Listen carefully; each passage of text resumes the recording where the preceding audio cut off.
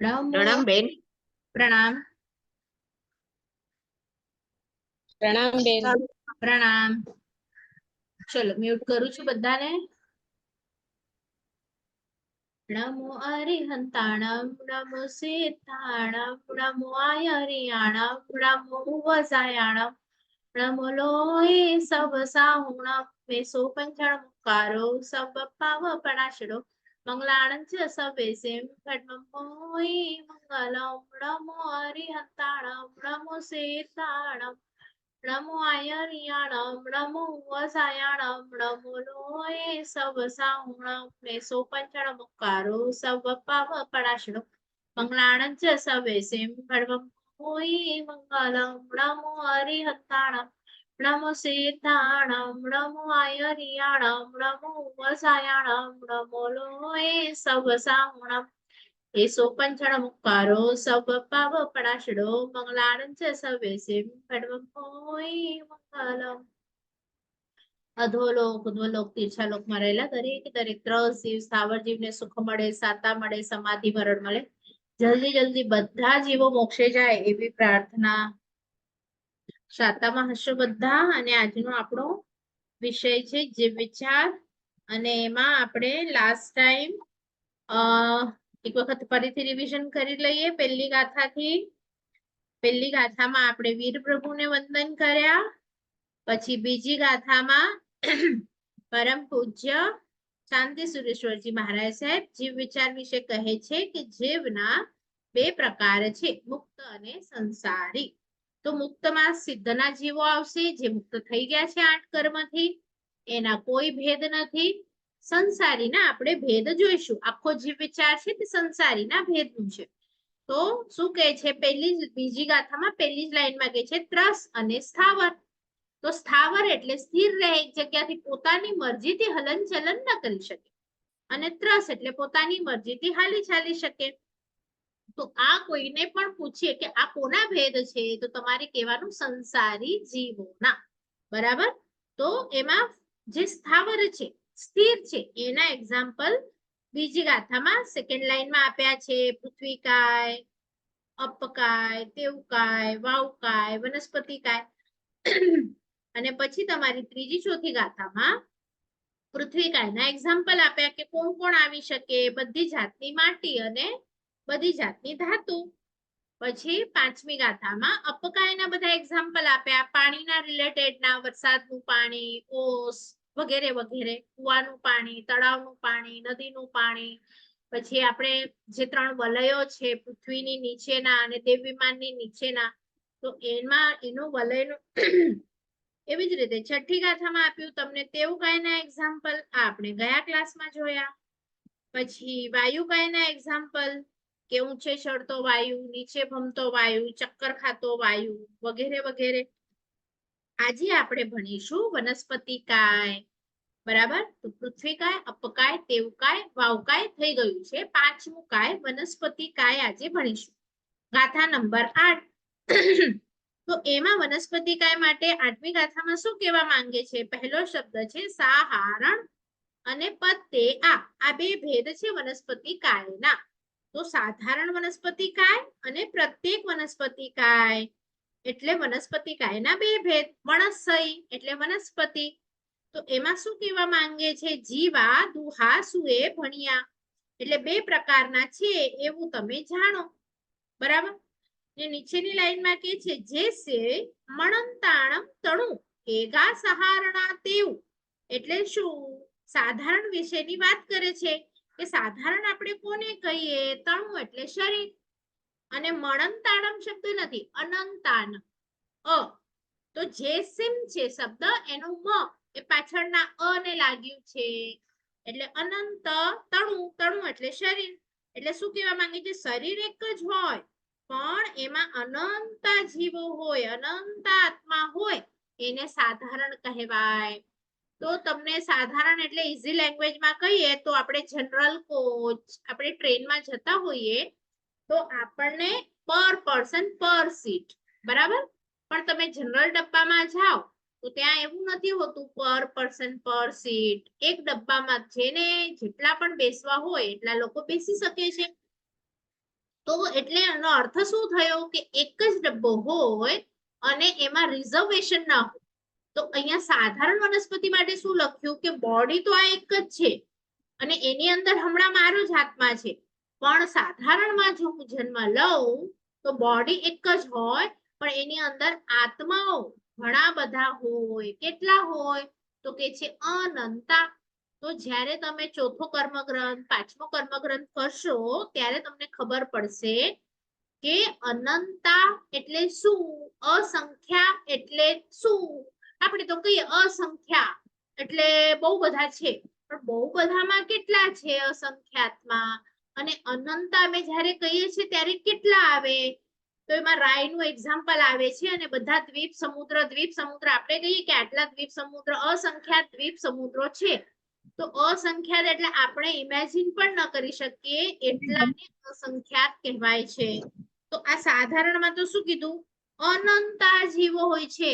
એટલે એક વખત આપણે તમારી ઈઝી લેંગ્વેજમાં સમજાવું તો હમણાં આપણે જેટલા જીવો છીએ પૃથ્વી ઉપર, સમજો એ બધાને આપણે કાઉન્ટ કરીને આપણે મનુષ્ય, તો એ બધા કરતા પણ વધારે એક બટેટાનો જે પોષણ છે, જે સોય જેટલો પોષણ હોય એમાં એટલો જે જીવ છે એની અંદર અનંતા જીવો એટલે આપણા બધા મનુષ્યોથી પણ વધારે ત્યાં આત્માઓ છે.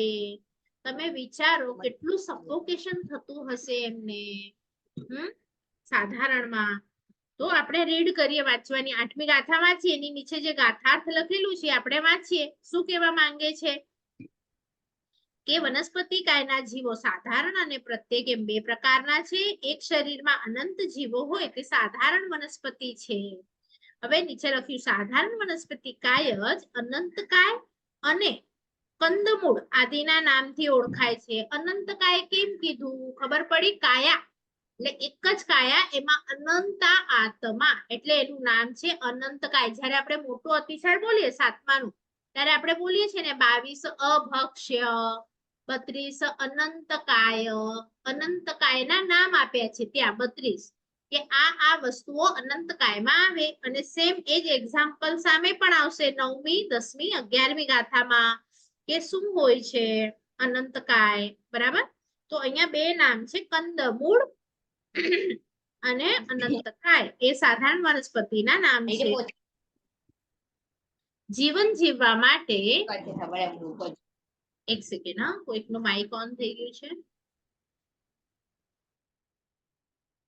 અનિતાબેન નું થયું છે. અનિતાબેન પૂછવું છે કઈ? નહીં તો માઇક મ્યુટ કરી નાખજો. હા, બસ. ચલો, તો જીવન જીવવા માટે હવે શા માટે આ અભક્ષ્ય છે એ આપણે જોઈએ. જીવન જીવવા માટે શરીરને ભોજન આપ્યા વિના ન ચાલે, પરંતુ માનવીની દ્રષ્ટિ અને પ્રયત્ન એવો હોવો જોઈએ કે ઓછામાં ઓછા જીવોને તકલીફ આપી ભોજન કરવું. સાધારણ વનસ્પતિ કાયમાં એક શરીરમાં અનંતા જીવો છે. સોયના અગ્રભાગ જેટલા સાધારણ વનસ્પતિ કાયમાં અનંત જીવો છે. એટલે તમે જો ખાવામાં ઉપયોગ કરો તો પ્રથમ અનંત જીવોના ઘાતનું પાપ લાટે લખાય, હિંસાનો દોષ લાગે. અનંતકાયના ભક્ષણથી ધીરે ધીરે હૃદયમાંથી, આપણા જીવનમાંથી જીવ દયાના પરિણામ વિદાય લેતા જાય અને તેથી હૃદય કઠોર બનતું જાય. અને આ બધાનું સેવન પણ તામસિક છે. પ્રાકૃતિક એવી છે તામસિક. તમે ખાવ ને તો તમને બહુ ખરાબ ખરાબ વિચારો આવે. કોઈકને મારી નાખવું, કોઈકને આમ સંભળાવી દઉં, આમ તામસ. એટલે તમે બીજા અન્ય ધર્મમાં પણ જશો અને જેને અધ્યાત્મમાં જવું છે, જેને ધર્મમાં ઉતરવું છે, તો એ લોકો માટે પણ તમે સ્વામિનારાયણ સાઈડ જશો, કોઈ બી હિન્દુ ટેમ્પલ, વૈષ્ણવ હોય, સાઉથ ઇન્ડિયન હોય, તમે જોજો કાંદા લસણ એ લોકોમાં પણ મનાય છે. તમે ખાવ ને એટલે તમારું મગજ ઉગ્ર થઈ જાય. ઉગ્ર એટલે તામસિક વિચાર વાળું. અને આપણને જે ખીચડી, દૂધ આવી તો સોફ્ટ ફૂડ ખાઈએ ને, સાદા ફૂડ, તો એનાથી આપણું માઇન્ડ શાંત રહે અને બીજા જીવોનો આપણે વિચાર કરી શકીએ. તો અહીંયા કહે છે કે તામસિક બને. કાંદા લસણ વગેરે ખાવાથી જીવનમાં ક્રોધનું પ્રમાણ વધતું જાય છે. વધારે પડતા બટેટા, સુરણ, બીટ આદિના સેવનથી જ્ઞાન તંતુઓ જડ થતા જાય છે. જડ એટલે શું? કે આપણો જે આત્માનો પ્રદેશ છે, આપણો આખો આત્માનો પ્રદેશથી ભરેલા છે. એક એક આત્મા પ્રદેશમાં અમુક પ્રમાણમાં જ્ઞાન છે. દરેક આત્મ પ્રદેશમાં કોઈકનું 5% ખુલ્લું છે, કોઈકનું 10%, કોઈકનું 20%. પણ નિગોદમાં પણ જે જીવો છે એ લોકોનો પણ 1% તો જ્ઞાનનો પાર્ટ ખુલ્લો હોય જ. જો આટલો પણ પાર્ટ ખુલ્લો હોય નહીં તો શું થાય? એને આપણે જડ કહીએ. જડની વસ્તુ હોય ને એનો 1% જ્ઞાનનો ભાગ ખુલ્લો હોય નહીં.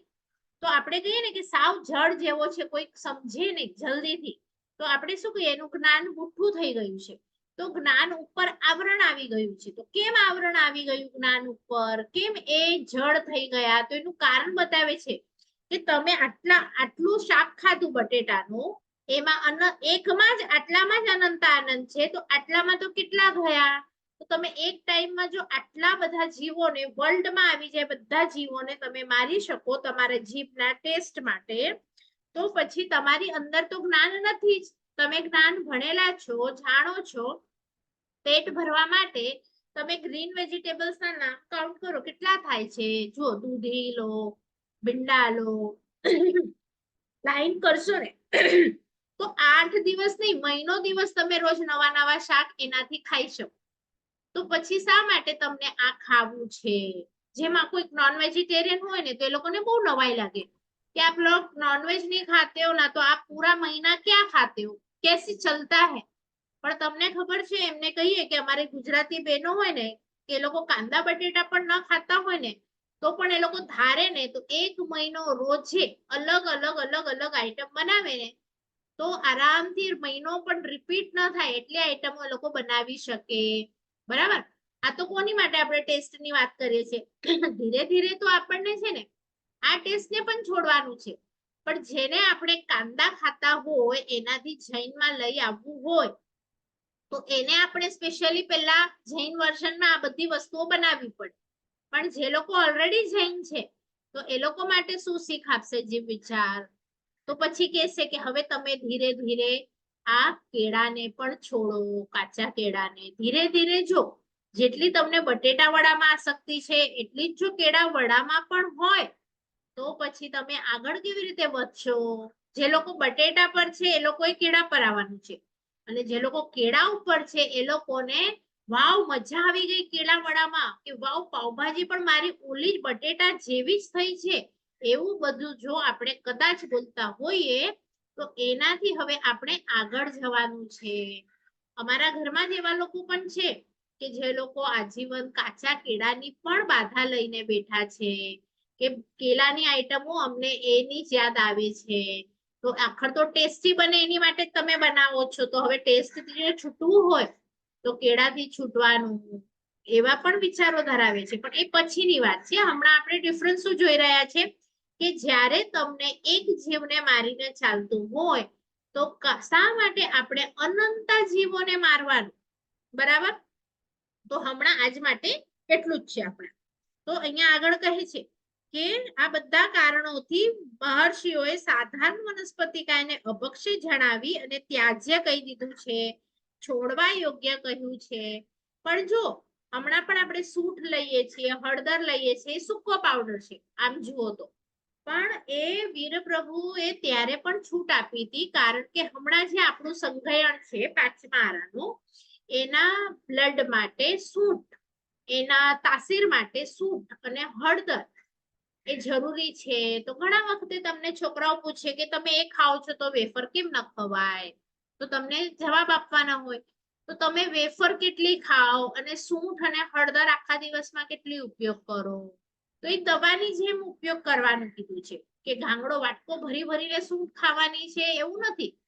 પણ કઈક તમને શરદી કફ છે તો સૂંઠ નાખો, હળદર નાખો તો તમારા લોહીના વિકારો ન થાય, તમારું સ્વાસ્થ્ય સારું રહે, તો તમે ધર્મની આરાધના કરી શકો. એટલે ઈ જરાક ખાતા હો દવા તરીકે એ વસ્તુ ઠીક છે, બાકી તમને પેટ ભરી ભરીને વેફર્સ ખાતા હો તો એ ન ચાલે. તો અહીંયા કહે છે હવે સામેના પેજ પર આવીએ કે શું આવે સાધારણ વનસ્પતિકામાં. એની માટે 9મી 10મી 11મી ગાથા છે. તો એમાં પહેલો શબ્દ છે કંદા, એટલે કંદમૂળ બધા, જેનું મૂળ કંદ રૂપે છે. પછી અંકુર, ફણગા. તો ઘણા લોકો કાંદા બટેટા નથી ખાતા પણ સ્પ્રાઉટેડ ખાય છે. એમને ડાયટિશિયન લખી આપે, ડોક્ટર્સ લખી આપે. તો સ્પ્રાઉટેડ નો એક નિયમ હોય છે કે તમે સમજો મગને સ્પ્રાઉટ કર્યા, બરાબર, તો એમાં જરાક એવો ફણગો ફૂટ્યો.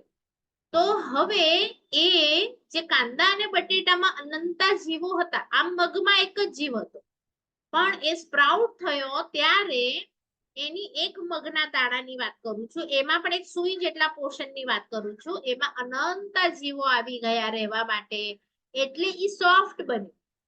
એટલે ઈ સોફ્ટ બન્યું અને હવે આ અનંતા જીવ વાળું છે. તો તમે કાંદા બટેટા ખાઓ કે ફણગાવેલો એક મગ ખાઓ, એ સેમ તમને પાપ લાગે. તો પછી તમને થાય કે તો કેવી રીતે ખાવાનું? તો કાં તો એની દાળ કરી નાખો, દાળ એટલે ચક્કીમાં હાફ કરી નાખો, એને ભીંજાવો તો એ દાળમાંથી ફણગો ઓછો ફૂટે. મગ હોય તો તમારે બહુ કેરફુલી એને થોડોક જ ટાઈમ રાખવાનું, ભીંજાવાનું. જો થોડીક એનાથી 1 સેકન્ડ પણ વધુ થઈ જાય તો પછી ફણગો ફૂટી શકે છે. અને તમને ખબર ન હોય, તમે ઘરે ન હો, સાંજે પાણીપુરી માટે જોઈએ છે, તો હું એમ પ્રેફર કરીશ કે તમે ભીંજાવેલા મગની દાળ હોય ને એને ભીંજાવો, કારણ કે ટેસ્ટ તો મગમાંથી જ મગની દાળ બને, ગ્રીન વાળી. તો હાફ થઈ જાય ને તો એ ઉગે નહીં, પણ ક્યાંક પછી કોઈક આખું મગ રહી જાય તો પછી ત્યાં પ્રોબ્લેમ આવે છે. એટલે હમણાં ઘણા સંઘમાં છે ને ઓલી ભીંજાવેલી દાળ પણ એ લોકો આપતા નથી. એ લોકો શું કરે કે મગ દાળ હોય ને એ ભીંજાવેલી એને પણ પીસી નાખે છે. પીસી નાખે એટલે ઉગવાનો સવાલ જ નથી. નહીં તો ઘણી વખત એ બચી જાય ને દાળ અને કોઈકમાં આખો મગ જેવું રહી જાય તો એ ઉગવાનું સ્ટાર્ટ થઈ જાય, એટલે આપણને ન ચાલે. તો બહુ ફરક નથી પડતો ટેસ્ટમાં. તો તમે ઘણા લોકો પર્યુષણમાં આંબીલમાં પણ આખા અનાજ એટલે જ નથી વાપરતા કે આપણને ટાઈમિંગ ખબર ન હોય, વધારે ભીંજાવાઈ જાય અને જો ફણગો ફૂટી જાય ભૂલથી કોઈ પણ કઠોળનો, તો એ આપણા માટે અભક્ષ્ય બની જાય. અનંતકાય પણ છે, અભક્ષ્ય પણ બની જાય, બરાબર. તો એ હવે પાછું અનંતકાયમાંથી સાધારણમાંથી પ્રત્યેક ક્યારે બને?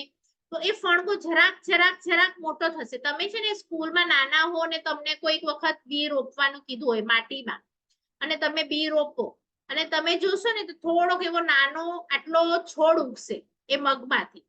અને એ છોડને જો 2 પાંદડા આવે, નાના નાના ટપુકડા, 2 પાંદડા આવે, તમે જોયું હોય તો એ જ્યારે 2 પાંદડા આવે ને એનો મતલબ કે એમાંથી નીચેનો જે પોર્શન હોય ને એમાં રૂટ્સ આવે.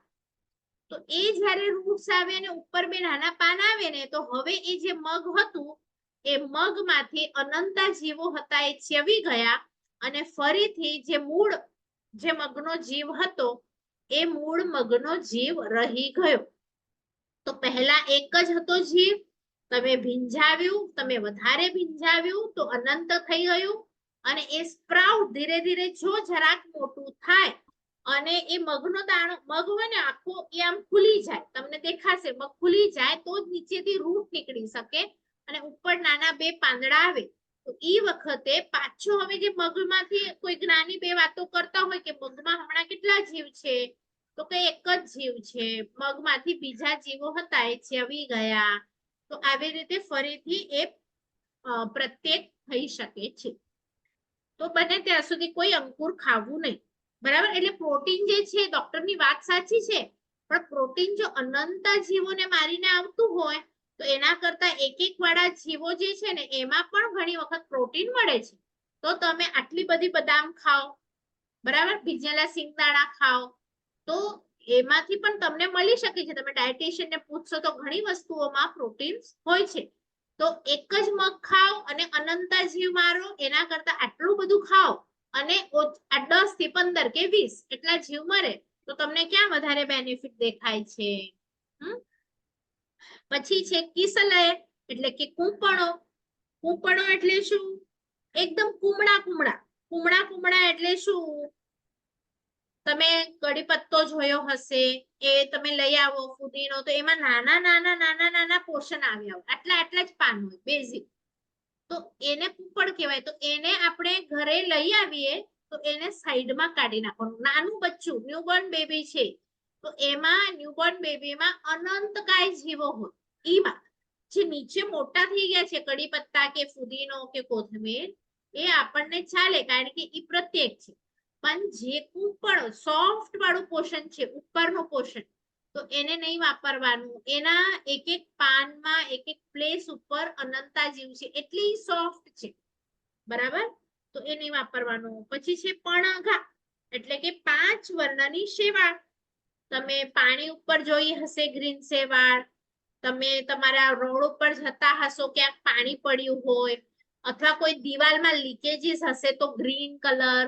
પછી તમારું બ્રેડ હોય અને બ્રેડ ઉપર જરાક પાણીનું ટીપું સમજો પડ્યું અને એ રહી ગયું એક દિવસ તો તમે જોશો તો ઉપર આખું ફંગસનું લેયર આવી જશે. તો એ ગ્રીન કલરની હોય, બ્લેક કલરની ફંગસ હોય, કોઈક વસ્તુ બગડે ને આપણું ચામડું બગડે, પાણીનું ટીપું અડી જાય કોઈક વસ્તુને અને આપણી બેગ્સ ઉપર વ્હાઈટ કલરનું પણ એક લેયર આવી જાય છે ક્યારેક આખું, તો એને સાફ નહીં કરવાનું ક્યારે પણ. એ વ્હાઈટ છે ફંગસ છે ને એક આટલા પોષણમાં અનંતા જીવો છે તો એને ખુલ્લું સુકાવા માટે મૂકી દેવાનું બરાબર. બને ત્યાં સુધી વસ્તુને પરઠવી દેવાનું. જો પરઠવ્યાની પોસિબલ ના હોય તો આપણે હાથથી સાફ ન કરવું પડે એનું ખાસ ધ્યાન રાખવાનું કારણ કે અનંતા જીવો છે. એ પોતાની રીતે ચવી જાય, મરી જાય, નીકળી જાય ફંગસ તો વધારે સારું બેટર છે. એ થાય નહીં એવી એની માટે આપણે દિવાલમાં કાળજી રાખવાની, કપડામાં થાય નહીં એની કાળજી રાખવાની. ક્યારેક છે ને તમારું ભીનું કપડું જો પહેરેલું હોય થોડીક વાર અને કબાટમાં મૂકી દો અને તમને ખ્યાલ ન હોય, દેખાય પણ નહીં, પણ તમારા કપડા ઉપર છે ને એક લેયર આવી જશે આટલું વ્હાઈટ કલરનું, તો એ તમે ફંગસ આવી ગઈ છે તો એ ફંગસ નહીં થવા દેવાની. બને ત્યાં સુધી રોજ ધોઈ નાખવાના, ન હોય તો હવામાં પ્રોપર સુકાવી દેવાના. તો ફંગસ થવા દેવાની નહીં. તમારા ઘરની બહાર પાણી બહુ પડતું હોય ક્યાંક તો વ્હાઈટ પટ્ટા મરાવી દેવાના તો એ શેવાળ જેવો થાય નહીં. કારણ કે નોર્મલ આપણે જમીન ઉપર ચાલીએ ભીની માટી છે કે તો એક જીવ મરે, પણ જો આટલીક પણ શેવાળ હોય આટલીક પણ તો એ અનંતા જીવો છે. હવે એના ઉપરથી નીચેથી જોઈને ચાલો ત્યારે એ પટ્ટા ઉપરથી જ્યાં પણ શેવાળ હોય તો બહુ દૂર દૂરથી ચાલવું, બને ત્યાં સુધી ત્યાં ચાલવું જ નહીં બરાબર. તો આ 5 કલરની શેવાળ. પછી છે ભૂમિ ફોડાયા એટલે કે બિલાડીના ટોપ. તમે જોયા હશે બિલાડીના ટોપ, ઘણા લોકો વાપરતા પણ હોય છે મશરૂમ સાદી. તો એની બાજુમાં તમે લાકડું બગડે ને, લાકડું ત્યાં પાણી પડે ને તો એના ઉપર આમ છત્રી જેવા શેપના આ બિલાડીના ટોપ બની જાય. અલત્ય એટલે એમાં તિય એટલે 3 વસ્તુ છે. અલય આદિ 3 તો શું શું તો કે આ આદુ, હળદર અને કચુરો. તો આ 3 પણ નહીં ખાવા જોઈએ. આદ્રક ત્રિક, ત્રિક એટલે 3 વસ્તુ, આદ્રક એટલે કે આદુ આદિ 3 તો ભીના હોય ત્યારની વાત છે, સૂકા ખાઈ શકો. પછી કે છે ગાજર, મોથ, વથુલા, ફેગ, પલંકા.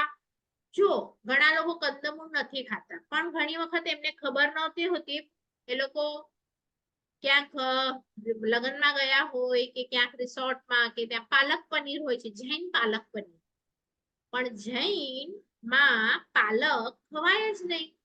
તો જૈન પાલક પનીર એટલે શું? એમાં તમે લસણની ગ્રેવી ના નાખો એટલે જૈન થઈ ગયું. એ લોકોને પણ નથી ખબર હોતી, હોટલ વાળાને અથવા ઘણા કેટરિંગમાં પણ હોય છે કે આખું ફૂડ મેન્યુ છે ને જૈન હોય પણ પાલકની એક સબ્જી હોય તો એક પાલક ન ચાલે આપણને. ઘણી વખત તમે ક્યાંક બહાર કોઈ એવી ગ્રીન ચટણી ખાતા હો તો એ ચટણીમાં પણ એ લોકોને કોથમીર વગેરે આપણે કહેવાય ને કે બહુ પરવડે નહીં તો શું કરે, 1-2 પાન પાલકના નાખી દે એટલે ડાર્ક ગ્રીન વસ્તુ થઈ જાય. તમારે પૂછવાનું જો કંદમૂળની બાધા હોય તો પાલક ન જ ખવાય અને આમાં પાલક તો નથી ને, નહીં તો બહારની ચટણી પણ એવોઇડ કરવાની બરાબર. તો પાલકની ઘણી વખત ખબર નથી હોતી. પછી નીચેની લાઈનમાં મૂક્યું કોમલ ફળ. તો કોમલ ફળ એટલે શું? કુમળા. કુમળા ફળ એટલે એ નહીં ખાવાના પ્રોપર. હવે સમજો કે આપણે કેરી હોય તો તમે ઝાડ પર જશો ને નીચેની સાઈડ છે ને નાની નાની પડેલી હોય તો એ કોમલ છે. કોમલ એટલે શું? હજી ઉગતી હતી, ન્યૂબોર્ન હતી અને એ પડી ગઈ. જો પ્રોપર થઈ જાય ને તો એ પાછું સાધારણ થી પ્રત્યેક થઈ જાય. પણ એ જ્યાં સુધી કોમળ છે, એકદમ નાનું, તો પછી એ ફળ સાધારણમાં જાય. અનંત જીવો હોય તો બને ત્યાં સુધી એવા સોફ્ટ નાના, તમને લાગે ને કે જનરલી આ ફળ આટલું મોટું થઈ શકે છે, તો એ આટલું નાનું હોય ને ત્યારે એને નહીં ખાવાનું, કારણ કે ઈ અનંતમાં જાય. બરાબર? અને જો કોઈક વસ્તુ જ નાની હોય, સમજો કે આપણે બેબી કોર્ન લઈ અથવા સ્મોલ એપલ્સ ની એક જાત જ આવે છે જે સ્મોલ જ છે, તો એની જાતથી જે સ્મોલ હોય તો એ નહીં આવે. પણ એ મોટા થવાના હોય અને નાના હોય હમણાં, તો પછી એ અનંતકાયમાં જશે, સાધારણમાં જશે. તો એકદમ કુમળા ફળ, તમે કાકડી જોશો તો આમ જનરલી આટલી હોય, પણ હમણાં નાની નાની કૂણી કૂણી, આપણે કહીએ ને કૂણી કૂણી, કૂણી ફણસી, તો એવું કૂપણું સોફ્ટ વાળી વસ્તુઓ નહીં લેવાની. એમાં બધામાં આ જ આવી જશે. બરાબર?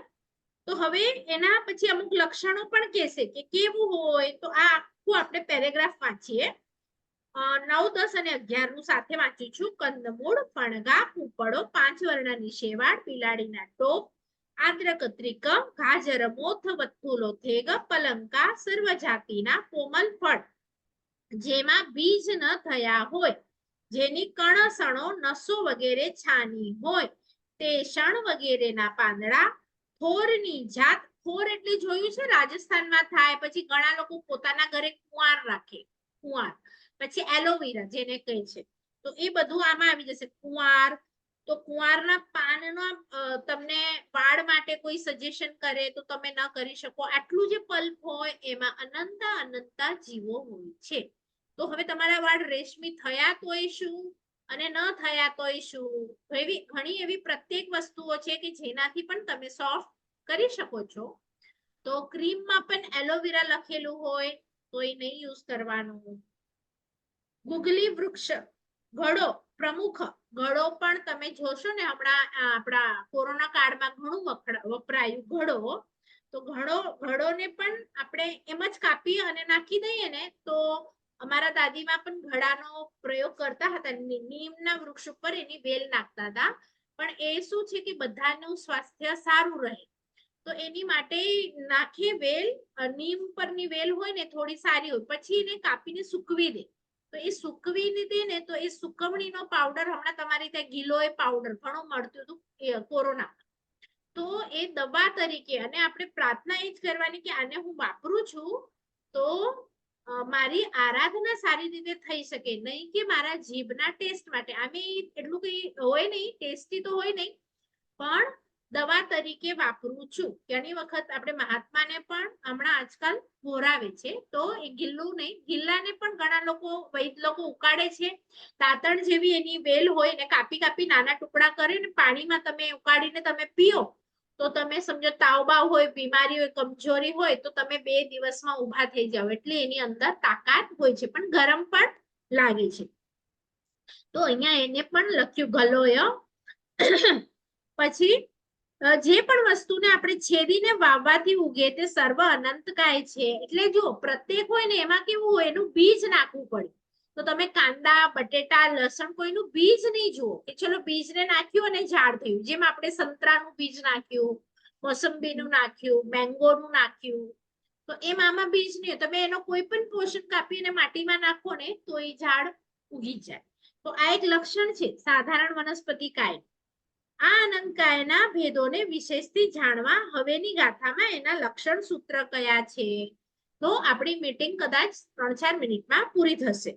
તો આ જે 12મી ગાથા છે એમાં સાધારણના લક્ષણો છે, અને એના પછીનું જે આપણે હમણાં 5 મિનિટ પછી જે વર્ગ છે, બધા 10 મિનિટ રહીને જોડાજો.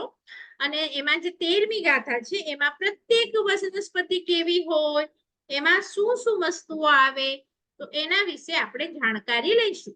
તો આપણે આજે 13 ગાથા સુધી બંને ક્લાસમાં પૂરું કરીશું.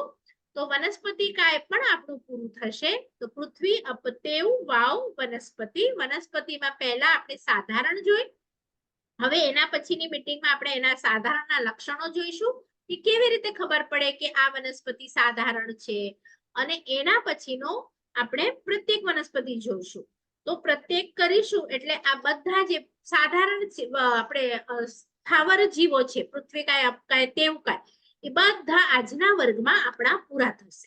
અને નેક્સ્ટ વખતે આપણે પછી ત્રાસ ચાલુ કરીશું, પણ નહીં, એક ક્લાસ આપણે પર્યાપ્ત અપર્યાપ્તમાં એટલે 14મી અને 15મી માં જશે અને પછી આપણે ત્રસ્તકાય શરૂ કરીશું.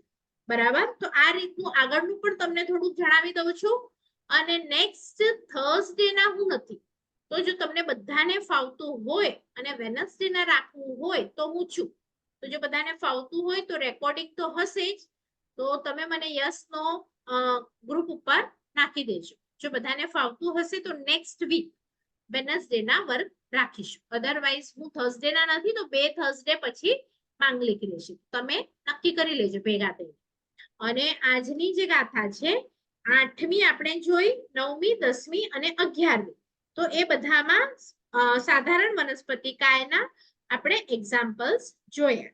તો આમાં હજી કોઈને ડાઉટ હોય કે સાધારણમાં શું આવે, કારણ કે લક્ષણ હજી આપણા બાકી છે, પણ આપણી પાસે 2 મિનિટ છે એટલે આપણે 12મી ગાથા હમણાં લેતા નથી.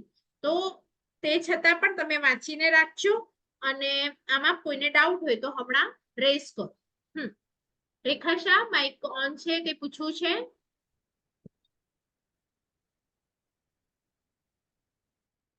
નહીં?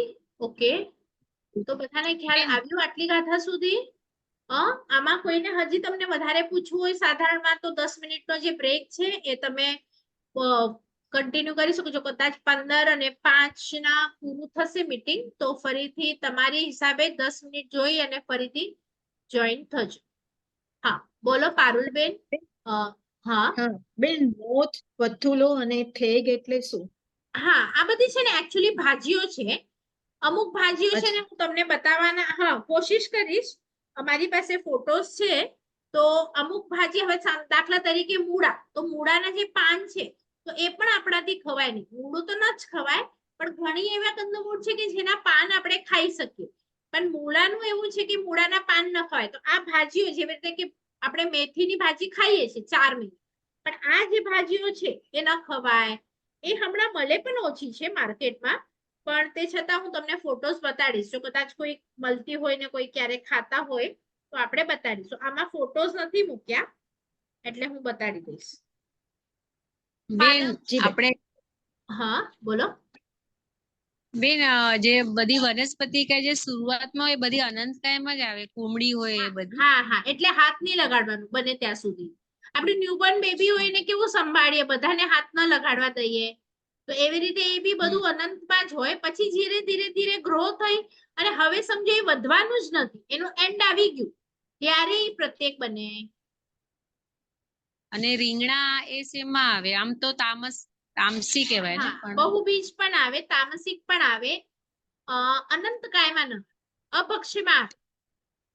અભક્ષ્ય એટલે એનું ભક્ષણ કરવું નહીં એમ, તો એમાં આવશે.